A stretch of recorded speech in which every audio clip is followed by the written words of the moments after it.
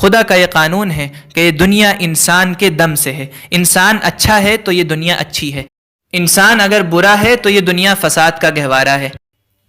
لیکن خود انسان ایک عالم ہے۔ انسان کسی طرح سے اپنی وسعت میں، اپنی گہرائی میں، اپنی پیچیدگی میں، اپنے تنوع میں، اپنے رازہائے سربستہ میں، اپنے تہبط و پردوں میں کسی طرح اس کائنات سے، سیاروں سے، نظام شمسی سے، نظام فلکی سے اور ہماری اس لمبی چوڑی دنیا سے کم نہیں۔ انسان تو اتنی وسیع مخلوق ہے جس کی تھاہ تک پہنچنا ہی ناممکن ہے۔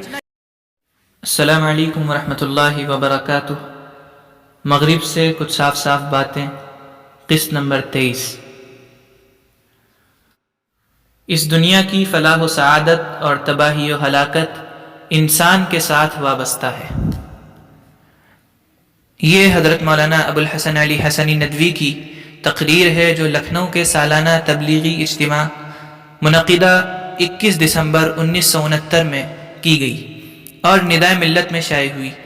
ترمیم و نظر ثانی کے بعد اب اس کتاب میں شامل کی جا رہی ہے جو آپ کے سامنے پیش ہے۔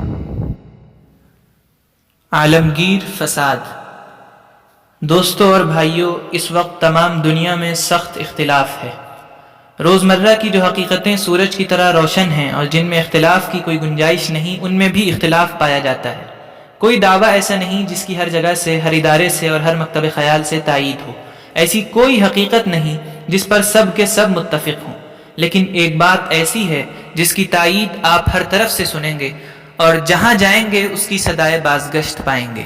وہ یہ ہے کہ اس وقت دنیا میں ایک عالمگیر فساد برپا ہے اور ایک ایسا بگاڑ ہے جس سے دنیا کا کوئی گوشہ خالی نہیں۔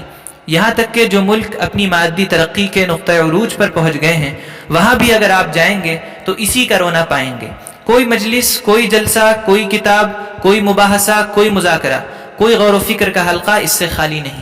دنیا کے ایک سرے سے دوسرے سرے تک سفر کر جائیے، ہر جگہ آپ اسی کا شکوہ پائیں گے کہ بگاڑ بہت پھیل گیا ہے اور دنیا میں ایک عالمگیر فساد برپا ہے۔ یہ وہ حقیقت ہے جس پر قریب قریب اس وقت دنیا کے تمام سوچنے اور سمجھنے والے، یہاں تک کہ جو سوچنے سمجھنے کی صلاحیت نہیں رکھتے، وہ بھی متفق ہیں۔ جو کتابوں کے پڑھنے والے ہیں وہ کتابوں کے واسطے سے جانتے ہیں۔ جن لوگوں کو اس کا اتفاق نہیں ہوتا یا اس کی فرصت نہیں ملتی، ان کے کانوں میں بھی یہ بات پڑتی رہتی ہے۔ ہمارا ملک ہو یا کوئی باہر کا ملک، یورپ ہو یا امریکہ، افریقہ ہو یا ایشیا، اور یہاں تک کہ وہ سرزمین جو خیر و برکت کی سرزمین ہے، وہاں بھی اگر آپ جائیں گے تو اس کا احساس عام پائیں گے۔ یہ ایک ایسی الجھی ہوئی ڈور ہے جس کا سرا کسی کو نہیں ملتا۔ بگاڑ تو ضرور ہے، لیکن بگاڑ کا سبب کیا ہے اور جس قدر اس ڈور کو سلجھانے کی کوشش کی جاتی ہے وہ الجھتی ہی چلی جا رہی ہے، اس لیے کہ سرا ہاتھ میں لینے اور سرا تلاش کرنے کا جو فطری طریقہ ہے اور جو خدا نے پیدا کیا ہے وہ کھو گیا ہے اور اس کی کسی کو خبر نہیں۔ حقیقت یہ ہے کہ ہم مسلمانوں کے عقیدے کے مطابق اور ان سب لوگوں کے عقیدے کے مطابق جو خدا کے وجود پر یقین رکھتے ہیں اور خدا کی صفات کا کوئی نہ کوئی تصور ان کے اندر پایا جاتا ہے، وہ سب جانتے ہیں کہ اللہ تعالیٰ نے اس دنیا کی اصلاح اور اس دنیا کا فساد، اس دنیا کی سعادت اور اس دنیا کی شقاوت اور اس کا بناؤ بگاڑ، اس کی خوشحالی اور اس کی بربادی، سب کو انسان کے ساتھ وابستہ کیا ہے۔ انسان اگر اچھا ہے تو یہ دنیا اچھی ہے، اور اگر انسان بگڑا ہوا ہے، راستہ چھوڑ چکا ہے، خودکشی پر آمادہ ہے، تباہی و بربادی پر کمر بستہ ہے، اس کو اپنی قیمت معلوم نہیں، وہ خدا کو بھول چکا ہے اور اس کے نتیجے میں اپنے کو بھی بھول چکا ہے، اس کو اپنے آغاز و انجام کی خبر نہیں یا فکر نہیں، تو پھر اس دنیا کی بگاڑ کو کوئی روک نہیں سکتا اور اس بگڑی ہوئی دنیا کو کوئی بنا نہیں سکتا۔ اللہ تعالیٰ کی ذات غنی ہے، وہ انسان کا محتاج نہیں، لیکن اس نے ایک قانون مقرر کر دیا ہے، یہ سنت الہی ہے اور سنت الہی کبھی تبدیل نہیں ہوتی۔ وَلَن تَجِدَ لِسُنَّتِ اللَّهِ تَبْدِيلًا وَلَن تَجِدَ لِسُنَّتِ اللَّهِ تَحْوِيلًا۔ قرآن شریف میں بار بار یہ مضمون بیان کیا گیا ہے کہ اللہ تعالیٰ نے جو قانون جس کے لیے بنا دیا، جس میں جو خواص رکھ دیے، ہزاروں لاکھوں برس گزر جانے کے بعد بھی وہ خواص ان کے اندر پائے جاتے رہیں گے، اور اللہ تعالیٰ کا قانون اسی طرح جاری و ساری اور کار فرما ہے جیسے ہزاروں برس پہلے تھا۔ اللہ تعالیٰ نے اپنی حکمت بالغہ سے، اپنے ارادہ و اختیار سے اور اپنی قدرت سے دنیا کی سعادت و شقاوت کو انسان کے ساتھ وابستہ فرما دیا ہے۔ خدا کا یہ قانون ہے کہ یہ دنیا انسان کے دم سے ہے۔ انسان اچھا ہے تو یہ دنیا اچھی ہے، انسان اگر برا ہے تو یہ دنیا فساد کا گہوارہ ہے۔ آپ اگر تاریخ میں اس کا سراغ لگائیں گے اور تاریخ کی تاریکیوں میں دور تک جائیں گے تو آپ کو معلوم ہوگا کہ دنیا کا بگاڑ انسان کی وجہ سے ہے۔ انسان سرچشمہ ہے دنیا کی فلاح و سعادت کا، اور انسان سرچشمہ ہے دنیا کی تباہی و ہلاکت کا۔ اس لیے اصل چیز جس پر محنت صرف کرنے اور توجہ کرنے کی ضرورت ہے وہ انسان ہے۔ اللہ تعالیٰ نے انبیاء علیہ السلام کی صحیح تربیت فرمائی اور ان کو معمور فرمایا۔ ان کو اللہ تعالیٰ نے جو عقل سلیم اور نبوت کا نور عطا فرمایا تھا، اس کی روشنی میں انہوں نے اس حقیقت کو پا لیا کہ اس دنیا میں جو کچھ ان کے کرنے کا کام ہے وہ انسان کی درستی ہے اور انسان کی ہدایت ہے۔ راستے کو سمجھ لینا اور اس پر اپنی طاقت اور صلاحیتوں کو لگا دینا ہے۔ انبیاء علیہ السلام نے اس حقیقت کو سمجھا۔ اللہ کی نصرت ان کے شامل حال تھی اور ارادہ الہی ان کی پشت پر تھا۔ اللہ تبارک و تعالیٰ کا فیصلہ تھا کہ ان کے ذریعے سے اس گم کردہ راہ انسانیت کو اور اس تباہ شدہ دنیا کو ایسا امن و سکون اور راحت عطا فرمائے گا کہ اس دنیا میں بھی انسان کو جنت کا مزہ آ جائے گا اور اپنی زندگی ہی میں وہ جنت کا مشتاق ہو جائے گا اور اس دنیا میں اس کو انسان بن کر رہنے کا سلیقہ آ جائے گا۔ اسی لیے انبیاء علیہ السلام نے ایک لمحہ تردد کیے بغیر اور ایک دن بھی تجربے کی ضرورت سمجھے بغیر جس وقت وحی کا پہلا حصہ ان پر نازل ہوا، انہوں نے ساری طاقتیں ایک موضوع پر صرف کر دی اور وہ انسان تھا۔ لیکن خود انسان ایک عالم ہے۔ انسان کسی طرح سے اپنی وسعت میں، اپنی گہرائی میں، اپنی پیچیدگی میں، اپنے تنوع میں، اپنے رازہائے سربستہ میں، اپنے تہبت و پردوں میں کسی طرح اس کائنات سے، سیاروں سے، نظام شمسی سے، نظام فلکی سے اور ہماری اس لمبی چوڑی دنیا سے کم نہیں۔ انسان تو اتنی وسیع مخلوق ہے جس کی تھاہ تک پہنچنا ہی ناممکن ہے۔ جس طریقے سے آپ سمندر میں ایک سٹکی ڈالیں اور پتہ نہ چلے کہ وہ کہاں گئی، انسان کی گہرائی اس سے بھی کہیں زیادہ ہے۔ اس کی تھاہ کو اس کا پیدا کرنے والا ہی جانتا ہے۔ الا یعلم من خلق وهو اللطیف الخبیر۔ یہ انسان خود ایک عالم ہے۔ اس کو اللہ نے دماغ دیا ہے، اس کو اللہ نے دل دیا ہے، اس کو اللہ نے اعضاء و جوارح دیے ہیں، اس کو اللہ نے مقاصد عطا فرمائے ہیں، بڑے دور دراز، بڑے بلند۔ اس کی کیا خواہشات ہیں، کیا کیا ضرورتیں ہیں، کیا کیا ارادے ہیں، اس کی کیا کیا تمنائیں اور آرزویں ہیں۔ الغرض اتنا بڑا جنگل ہے کہ بڑے سے بڑے محقق اس میں گم ہو جائیں۔ انبیاء علیہ السلام کے سامنے جب انسان آیا اور ان کو معلوم ہوا کہ اس انسان پر ان کو محنت صرف کرنی ہے اور اس کو بنانا ہے، تو اب ان کے لیے بڑا امتحان تھا۔ اگر اس موقع پر انسانی نفسیات کے ماہر ہوتے، بڑے بڑے مصلح و معلم ہوتے، بڑے بڑے مفکر و فلسفی ہوتے تو ہزاروں ٹھوکریں کھاتے۔ وہ انسان کی انسانیت کا سراغ لگانے کے لیے نکلتے اور اس کا سرا ڈھونڈنے کے لیے وہ سفر شروع کرتے تو عمر گزر جاتی، بلکہ نسلیں گزر جاتی اور ان کو اس کا سرا نہیں ملتا۔ یہ انسان ایک ایسی پہیلی ہے جس کا بوجھنا ہی مشکل ہے۔ خود انسان اپنی حقیقت سے واقف نہیں۔ اس کے سینکڑوں شعبے ہیں، کتنے شعبے ہیں جو معلوم ہو چکے ہیں اور کتنے شعبے ہیں جو ابھی تک نہ معلوم ہیں۔ انبیاء علیہ السلام کے ساتھ اگر اللہ کی رہنمائی نہ ہوتی، اللہ کی نصرت شامل حال نہ ہوتی اور تقدیر الہی کا فیصلہ نہ ہوتا کہ اللہ کے آخری نبی ہی سے قیامت تک ہدایت کا کام لینا ہے اور اس دنیا کا بگاڑ ان سے دور کرانا ہے اور انسان کو اس کے خالق سے ملانا ہے اور انسان کے مقصد زندگی سے آگاہ کرنا ہے، تو انسان کی ہدایت کا کام آسان نہیں تھا۔ انسانیت کے محققین کی نسلیں گزر گئیں جو دماغی کے اندر سرگردہ رہے اور دماغی کا سفر پورا نہ کر سکے، لیکن اللہ تعالیٰ نے انبیاء علیہ السلام کی رہنمائی فرمائی کہ دنیا کی اصلاح و تبدیلی کا مرکز انسان ہے اور انسان کی اصلاح و تبدیلی کا مرکز اس کا دل ہے۔ دل کہنے کو تو ایک لفظ ہے، لیکن اس کا بھی کوئی اور چھور نہیں۔ اس کی وسعت کا کوئی اندازہ کر سکتا ہے؟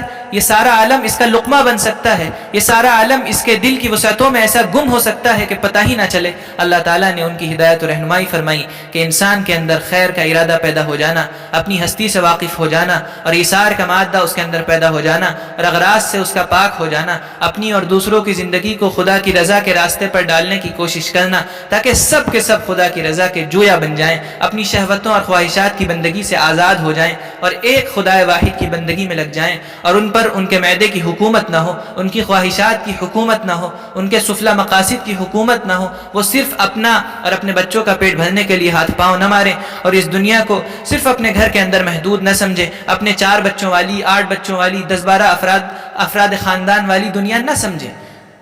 یہ نہ سمجھیں کہ ساری دنیا اسی ایک گھر کے اندر آ گئی ہے اور یہی میری دنیا ہے، یہی مجھے ملنا اور یہی جینا ہے۔ وہ اس قفس سے جس کی تیلیاں کہیں سونے کی ہیں، کہیں لوہے کی ہیں، مگر بہرحال یہ ایک پنجرہ ہے، اس پنجرے سے وہ آزاد ہو جائے اور آفاق کی وسعتوں سے آشنا ہو جائے۔ وَكَذَلِكَ نُرِي إِبْرَاهِيمَ مَلَكُوتَ السَّمَاوَاتِ وَالْأَرْضِ لِيَكُونَ مِنَ الْمُوقِنِينَ۔ اس کو معلوم ہو جائے کہ میرا خالق کیا ہے، اس کی کیا صفات ہیں، اس کے پاس کیا ہے، اس سے کیا چیز مانگنی چاہیے، اس کے خزانے میں کیا کچھ ہے، اس کے خزانے سے مجھے کیا مل سکتا ہے، وہ کون سے اعمال ہیں، کون سے اخلاق ہیں، کون سے عقائد ہیں، کون سا طرز زندگی ہے جس سے میں خالق سے وہ نعمتیں حاصل کر سکتا ہوں جن کا کوئی تصور بھی نہیں کر سکتا۔ ما لا عین رأت ولا اذن سمعت ولا خطر على قلب بشر، وہ جو کسی آنکھ نے نہ دیکھا، کسی کان نے نہ سنا اور نہ کسی دل پر اس کا خیال گزرا۔ انسان ایک جنگل ہے، اس میں ہر طرح کے شیر، چیتے اور تیندوے موجود ہیں۔ یہ نہ سمجھیے گا کہ یہ اس کے باہر کی دنیا میں موجود ہیں، بلکہ در حقیقت یہ انسان کے اندر موجود ہیں اور باہر ان کا ظہور ہے۔ انسان کے اندر کے شیر اور تیندوے، انسان کے اندر کے چیتے اور بھیڑیے، انسان کے اندر کے کتے اور سور باہر کے کتے اور سوروں سے کہیں زیادہ خطرناک ہے، کہیں زیادہ زہریلے، کہیں زیادہ خونخوار اور کہیں زیادہ انسان کے خون کے پیاسے ہیں، اور ان کے اندر ان سے کہیں زیادہ خباثت ہے۔ یہ انسان کے اندر کے سانپ اور بچھو ہیں، جب سب باہر نکل آئے ہیں تب سے دنیا تباہ ہوئی ہے۔ باہر کے سانپ اور بچھوؤں نے دنیا کو کبھی تنگ نہیں کیا۔ آپ نے کبھی تاریخ میں نہیں پڑھا ہوگا کہ سانپوں اور بچھوؤں نے اپنی تنظیم کی اور اپنے دشمنوں کے خلاف لشکر کشی کی۔ کبھی آپ نے یہ نہیں سنا ہوگا کہ ساری دنیا کے شیر اکٹھا ہو گئے اور شیروں نے دنیا پر حملہ کر دیا۔ یہاں پر تاریخ کے بہت سے طالب علم ہیں، آپ نے کسی تاریخ میں یہ پڑھا کہ بھیڑیے انسان سے لڑے ہوں یا بھیڑیے بھیڑیوں سے لڑے ہوں؟ چھوڑ دیجیے انسان کو، لیکن کتنے بار آپ نے پڑھا اور پڑھتے پڑھتے آپ تنگ آ گئے، اور پڑھنا تو بڑی دور کی بات ہے، ہماری اور آپ کی زندگی میں دو جنگیں پیش آئیں۔ ہم میں سے بہت بڑی تعداد ان لوگوں کی ہے جنہوں نے پہلی جنگ عظیم بھی دیکھی ہوگی، خواہ وہ اس وقت بچے رہے ہوں۔ یہ دونوں جنگیں کس نے کس کے خلاف لڑی؟ خدا کے لیے یہ بتائیے کہ یہ سانپوں اور بچھوؤں کی لڑائی تھی انسان سے، یا سانپوں اور بچھوؤں کی لڑائی تھی سانپوں اور بچھوؤں سے؟ بچھو سے لڑتا ہے، سانپ سے لڑتا ہے، بھیڑیا بھیڑیے کو کھاتا ہے، مگر بھیڑیوں نے کبھی اپنی تنظیم نہیں کی، بھیڑیوں نے کبھی اپنی صف آرائی نہیں کی، بھیڑیوں میں کبھی کوئی عصبیت پیدا نہیں ہوئی کہ ایک ملک کے بھیڑیے دوسرے ملک کے بھیڑیے سے لڑیں۔ لیکن انسانیت کی تاریخ میں ایک دن بھی آپ بتا سکتے ہیں کہ انسان نے انسان کے خلاف لشکر کشی نہ کی ہو، ایک ملک کا دوسرے ملک سے مقابلہ نہ ہوا ہو؟ یہاں تو شہر کے خلاف لڑتے ہیں، محلے کے خلاف لڑتے ہیں، برادری کے خلاف لڑتی ہے، قوموں کے خلاف لڑتی ہیں، لیکن جانوروں کے متعلق کبھی ایسا نہیں سنا گیا۔ انسان کے اندر کے خونخوار جانور کب باہر نکلتے ہیں؟ خدا کے پیغمبروں نے جو حصار تعمیر کیا ہے اور جس کے اندر یاجوج ماجوج کی طرح وہ بند ہیں، انسانوں کے ان خونخوار جانوروں کو لگام دینے کے لیے، ان کے اس جذبے کو کچلنے کے لیے، ان کو قابو میں رکھنے کے لیے، بلکہ ان کو انسانوں میں تبدیل کرنے کے لیے اللہ کے پیغمبروں کے پاس ایک نسخہ ہے۔ جب انسان اس سے سرکشی کرتا ہے یا اس نعمت کی ناقدری کرتا ہے تو انسانوں کے اندر جو درندے ہیں یہ باہر نکل آتے ہیں اور پوری دنیا میں فساد برپا ہو جاتا ہے۔ جب انسان کا شکار کھیلنے لگتا ہے، جب انسان کے خون کا پیاسا ہو جاتا ہے تو کیا ہوتا ہے؟ یہ آپ کے سامنے ہے۔ اللہ تعالیٰ کی دوسری توفیق یہ تھی کہ اس نے ان کو یہ سمجھ عطا فرمائی کہ انسان کے دل پر اپنی وہ ساری طاقتیں لگا دیں۔ حدیث میں آتا ہے ان فی الجسد مضغۃ اذا صلحت صلح الجسد كله واذا فسدت فسد الجسد كله الا وهي القلب۔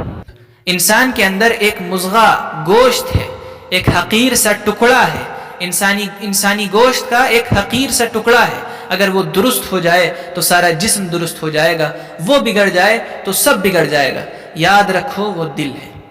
اس لیے انہوں نے دل پر اپنی طاقت صرف کی، انہوں نے اس حقیقت کو پا لیا کہ وسائل اور ارادے، ذہانتیں، طاقتیں، کائنات کے سارے خزانے، روپیہ پیسہ اور دنیا کے اندر اللہ تعالیٰ نے جتنی بھی نعمتیں پیدا کی ہیں اور جتنے بھی فائدہ پہنچانے اور نقصان پہنچانے والے ذرائع پیدا کیے ہیں وہ سب انسان کے ارادے کے تابع ہیں۔ انسان کے اندر خیر کا ارادہ پیدا ہو جائے تو اگر وسائل نہ ہوں گے تو وہ وسائل پیدا کر لے گا اور اللہ اس کے لیے وسائل پیدا فرما دے گا۔ اگر انسان کی طبیعت کا رخ صحیح ہو جائے، اگر انسان خیر کا طالب ہو جائے، اگر انسان کی فلاح چاہنے والا ہو، اگر انسان کو نفع پہنچانے کا خواہش مند ہو، اگر انسان کا خادم بن جائے، اگر انسان اپنے اغراض سے پاک ہو جائے، اگر انسان اپنی ہستی کو دوسرے کے لیے مٹانا چاہے اور دوسرے کے زندہ رہنے کے لیے اپنی زندگی خطرے میں ڈالنے کی ہمت رکھتا ہو اور اس دنیا سے بدامنی کو دور کرنا چاہے، اس دنیا سے نفرت کو دور کرنا چاہے، اس دنیا کو امن سے، خوشحالی سے، اللہ کی محبت سے، انسان کی قدر سے، انسانی جان کی قیمت کے احساس سے بھر دینا چاہے تو پھر وسائل نہ ہوں گے گے تو بھی وہ اتنا بڑا کام انجام دے دے گا جو بڑے سے بڑے وسائل کے ساتھ آج تک نہ انجام پایا ہے نہ انجام پا سکتا ہے۔ اصل چیز ہے انسان کا ارادہ۔ اگر وہ ارادہ صحیح ہو جائے اور اس کا سرچشمہ صحیح ہو جائے، جہاں سے وہ ارادہ نکلتا ہے، تو سب کچھ درست ہو جائے گا۔ اب اس مضمون کے اختتام کے ساتھ یہ ویڈیو بھی ختم ہوتی ہے۔ اگر آپ بھی اس کتابی سفر میں ہمارے شریک رہنا چاہتے ہیں تو سبسکرائب کریے اس چینل کو اور بیل آئیکن کا بٹن ضرور دبائیں۔ جزاک اللہ خیر۔